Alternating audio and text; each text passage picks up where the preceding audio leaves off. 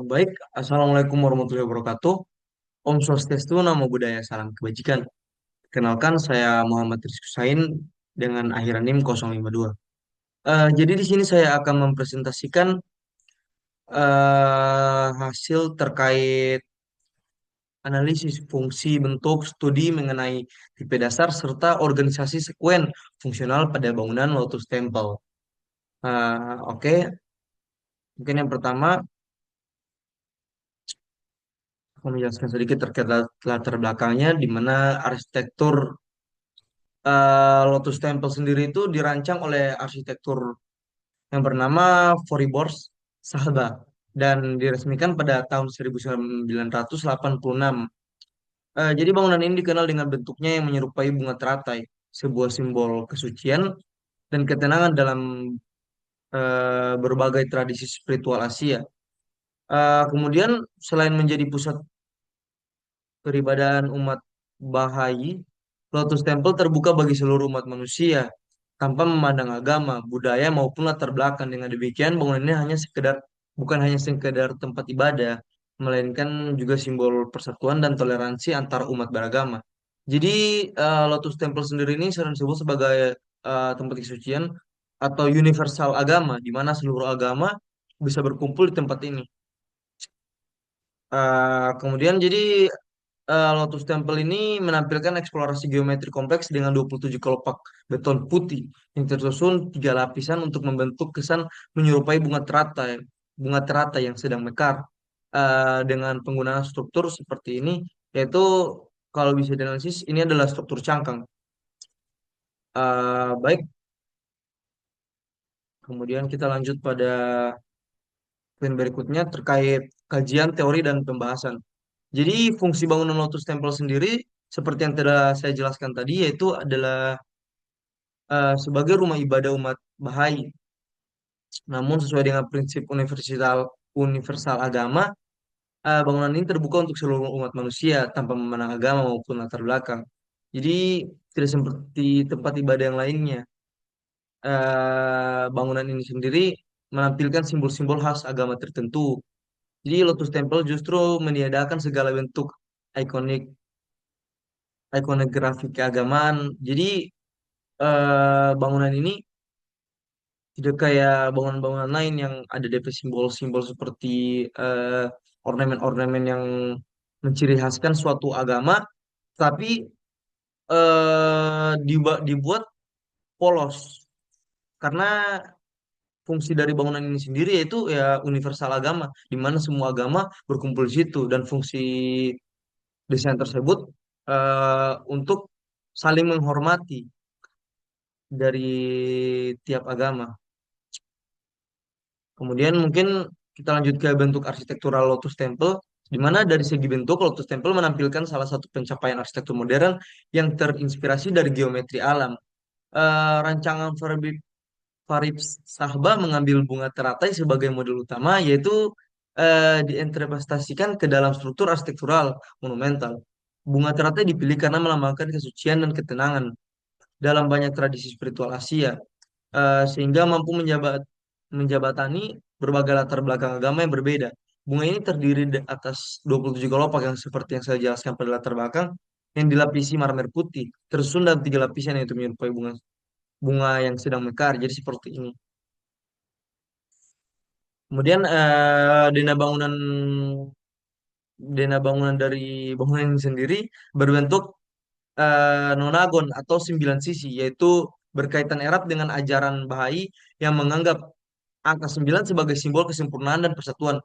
Kombinasi antara marmer putih, kolam relevaksi, serta permainan cahaya alami yang masuk melalui celah-celah kelopak memberikan pengalaman spesial yang tenang, kontemplatif, dan spiritual bagi setiap pengunjung. Seperti ini gambaran dari bentuk Lotus Temple sendiri. Kemudian untuk studi mengenai tipe dasar, jadi apabila ditinjau dari tipologi dasar bangunan, Lotus Temple dapat dipahami sebagai rumah ibadah dengan pola denah pusat sentral atau berpusat ke tengah. Pola ini membentuk ruang utama yang bersifat simetris terpusat sehingga menciptakan orientasi ruang yang mengarahkan pandangan serta perasaan ke suatu titik. Konsep ini sejalan dengan fungsi spiritual bangunan sebagai tempat doa meditasi, karena memberikan kesan keteraturan dan ketenangan batin. Kemudian tipe dasar yang digunakan tidak sekedar menghadirkan keindahan visual, tapi juga mengandung makna filosofi mendalam. Bentuk teratai yang diproyeksikan melalui geometri menegaskan keterhubungan antara struktur, arsitektural, dan filosofi agama Bahai yang menekankan persatuan umat manusia. Dengan kata lain, Lotus Temple sendiri bukan hanya simbol formal dan bunga teratai, melainkan juga representasi arsitektural dalam nilai spiritual yang ingin dihadirkan. Jadi seperti ini DNA dari Lotus Temple sendiri, di mana dia sangat simetris. Kemudian ini contoh gambaran potongannya. Eh, Mereka menggunakan struktur cangkang. Kemudian poin berikutnya itu organisasi sekuen fungsional, di mana sekuen fungsional pada Lotus Temple dirancang untuk menciptakan pengalaman yang ru, pengalaman ruang yang bertahap dari susunan profan menuju suasana sakral. Pengunjung yang datang pertama-tama akan melewati area luar berupa taman dan kolam relaksasi yang berfungsi sebagai ruang transisi. Perjalanannya memberikan momen penenangan diri sebelum memasuki bangunan utama. Setelah itu pengunjung diarahkan menuju pintu masuk yang berbentuk kelopak terbuka pada lapisan pertama. Jadi seperti ini. Ini pintu masuknya. Kemudian mereka berkumpul di titik sini, di mana semua agama berkumpul di situ. Uh, Mungkin kesimpulan dari Lotus Temple sendiri itu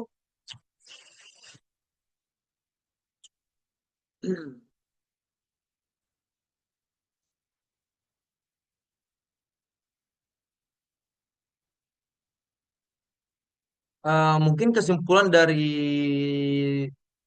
fungsi bangunan, bentuk arsitektural, dan tipe dasar dari Lotus Temple itu sendiri. Jadi, kesimpulannya, fungsi bangunan dari Lotus Temple itu sebagai rumah ibadah Bahai yang unik dan universal agama, dengan berperan sebagai ikon arsitektur dunia yang menarik jutawan wisatawan, serta menjadi wadah interaksi sosial yang damai.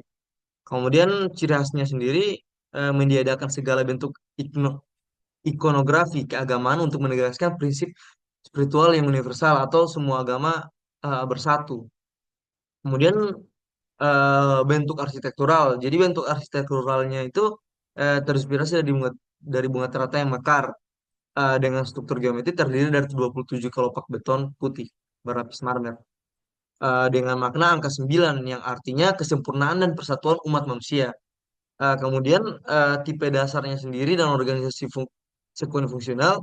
Jadi tipe dasar menggunakan pola dena terpusat, central plan, atau berpusat ke arah tengah, dan sekuen fungsional dan sekuen fungsionalnya sendiri dirancang untuk mengarahkan pengunjung dari suasana profan menuju sakral secara bertahap, seperti yang sudah saya jelaskan eh, di bab sebelumnya. Mungkin hanya itu dari saya. Apabila ada yang salah, tolong dimaafkan. Waalaikumsalam warahmatullahi wabarakatuh.